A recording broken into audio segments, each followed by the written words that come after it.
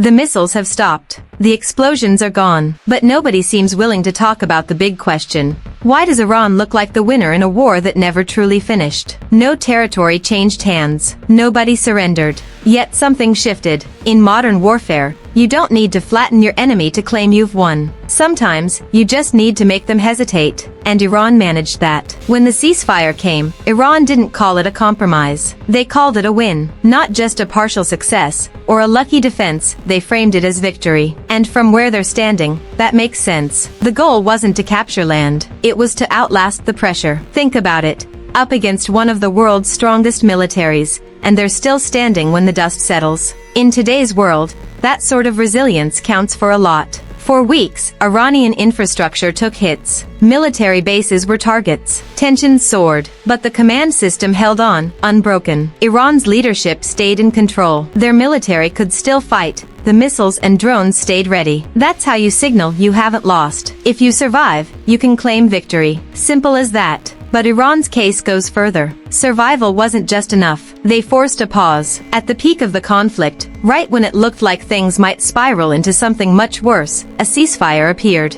For Iran, that's important. It means the fight reached a point where nobody thought it was worth the cost anymore.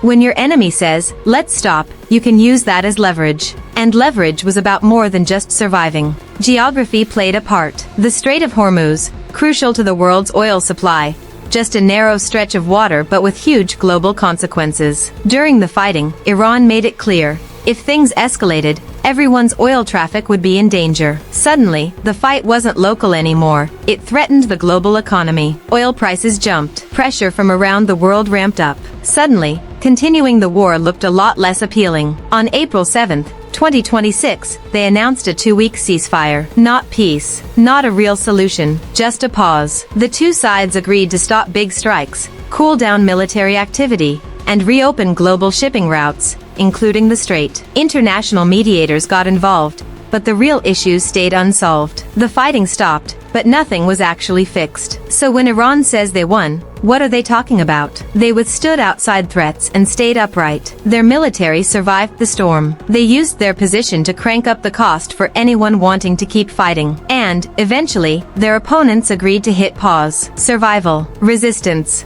Strategic leverage. That's their version of victory. But here's the truth. Nobody really won. No side crushed the other. Neither did what they set out to do. What we got, instead, was a complicated stalemate, a pause, nothing final. The ceasefire is just an intermission. The tension's still simmering. The real dispute is still alive, unresolved. So, did Iran win? If winning just means surviving under pressure, forcing a ceasefire, and hanging on in a crisis, then maybe, by their rules, yes. But if winning means ending the conflict for good, then no. This isn't the finish line. It's just the moment everything stops, until it starts up all over again.